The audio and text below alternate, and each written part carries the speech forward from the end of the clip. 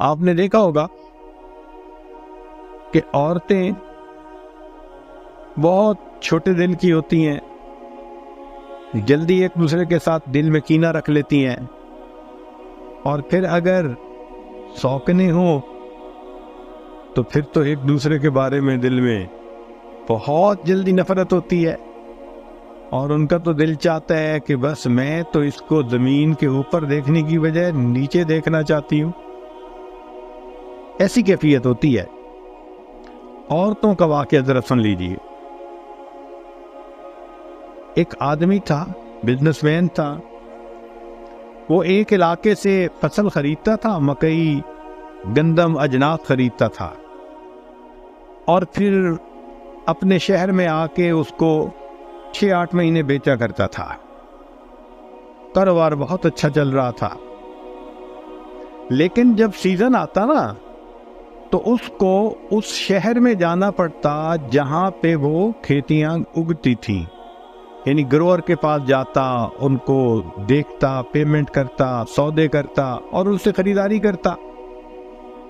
اس میں اس کو 3-4 مہینے لگ جایا کرتے تھے۔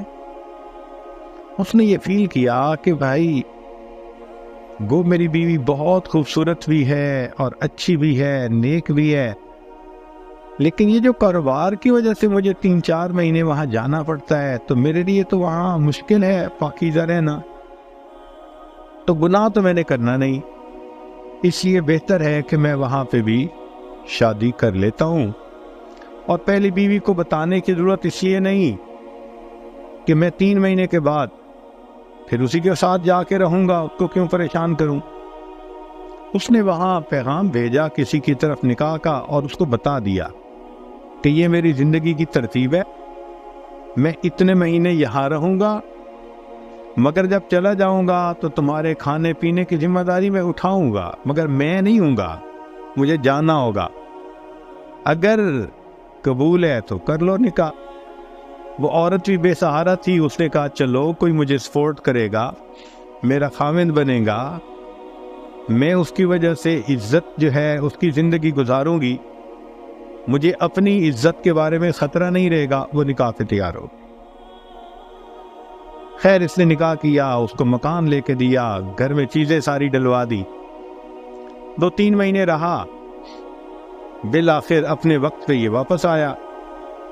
اب عورت اس معاملے میں بہت سمجھدار ہوتی ہے، اس کے آتے ہی اس عورت نے اندازہ لگا لیا بدلے بدلے میرے سرکار نظر آتے ہیں، مگر وہ چپ رہی، کہا اس نے کچھ نہیں۔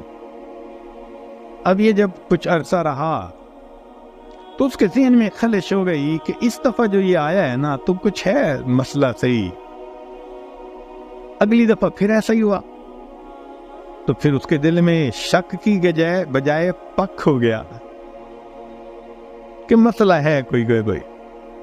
چنانچہ ایک بوڑھی عورت تھی، اس نے اس سے رابطہ کیا اور اس کو کہا کہ اماں میں تمہیں اتنے پیسے دوں گی، تم ذرا سفر کر کے جاؤ فلاں شہر میں، میرا خاوند 4 مہینے 3 مہینے وہاں رہتا ہے، تو یہ کیسے رہتا ہے؟ تو بڑھیا نے کہا بہت اچھا۔ وہ بڑھیا پہنچ گئی، اس نے چند دنوں میں فگر آؤٹ کر لیا کہ اس نے نکاح کیا ہوا ہے اور بیوی کے ساتھ رہتا ہے اور اپنا کاروبار بھی کرتا ہے، اور پھر 4 مہینے کے بعد واپس جاتے ہیں، اس کی بیوی پیچھے رہتی ہے اس کے اکیلی۔ جب اس نے آ کے بیوی کو کنفرم کر دیا تو اس کے دل پہ بڑی چوٹ لگی کہ میرے خاوند نے ایک نکاح اور کر لیا، مجھے بتایا تک نہیں، میرے میں کیا کمی تھی؟ مگر یہ چپ ہو گئی۔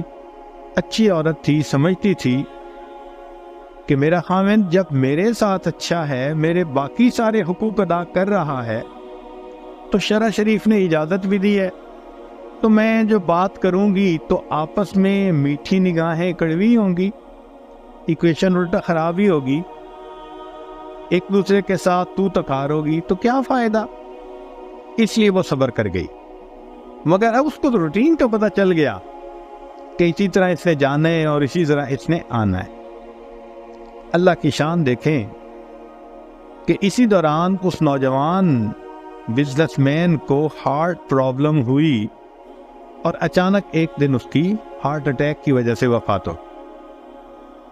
اب جب وفات ہو گئی تو سب رشتہ دار اکٹھے ہوئے، خیر کا زمانہ تھا، انہوں نے کہا بھائی اس کی میراث جو ہے تقسیم کرو، حقداروں کو دو۔ اب اس کے جب سارے مال کو اکٹھا کیا گیا اور لوگوں میں تقسیم کیا گیا تو اس کی بیوی کا جو حصہ نکلا وہ کہیں 4 بوریاں دینار کی تھیں، چاندی کے دینار ہوتے تھے، بوری بھر گئی دینار سے، دوسری بوری بھر گئی تھی، 4 بوریاں اس عورت کے حصے میں نکال دیں اور مال کو تقسیم کر دیا۔ اب عورت اپنے گھر میں بیٹھی سوچ رہی ہے، کسی کو پتہ نہیں کہ اس کی بیویاں کتنی تھیں، سب ایک سمجھتے تھے، اور مجھے تو کنفرم ہے کہ بیویاں ایک نہیں، بیویاں 2 تھیں، لہذا یہ جو 4 بوریاں ملی ہیں یہ سب میری نہیں، اس میں اس دوسری بیوی کا بھی حصہ ہے۔ ایمان دیکھو کیا نعمت ہے کہ یہ 4 دینار کی جو بوریاں ہیں یہ میرا نہیں ہے سب حصہ، کوئی بندہ بشر اور نہیں جانتا تھا۔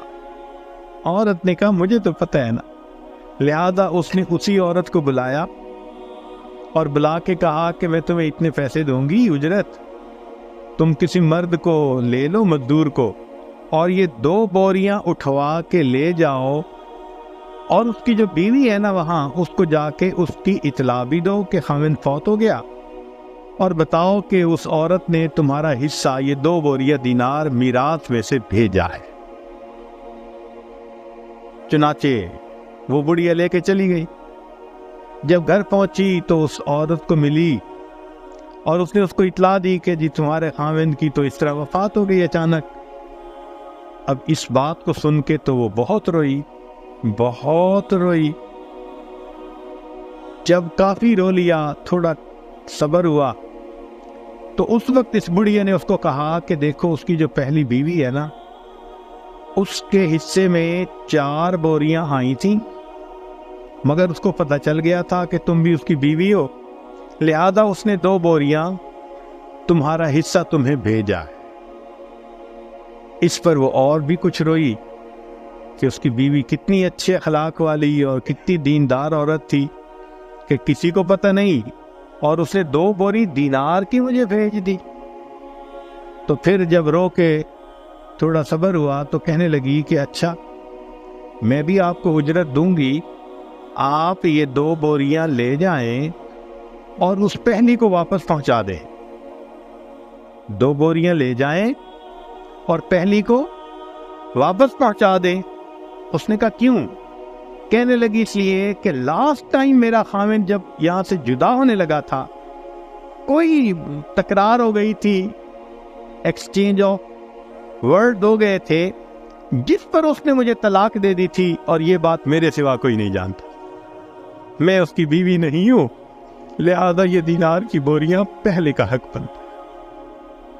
تصور کر سکتے ہیں ہم کہ انسان اتنا بھی عظیم بن جاتا ہے، ایسے فرشتہ صفت بن جاتا ہے، اس کے اخلاق میں، معاملات میں اتنی پاکیزگی آ جاتی ہے۔ اللہ اکبر کبیر۔ یہ دین اسلام کا حسن ہے کہ ایمان بندے کے اندر جب بھرتا ہے تو یہ دیکھنے میں انسان ہوتا ہے، حقیقت میں یہ فرشتوں سے بھی آگے بڑھ جاتا ہے۔ فرشتوں کو دکھانا تھا بشر ایسے بھی ہوتے ہیں۔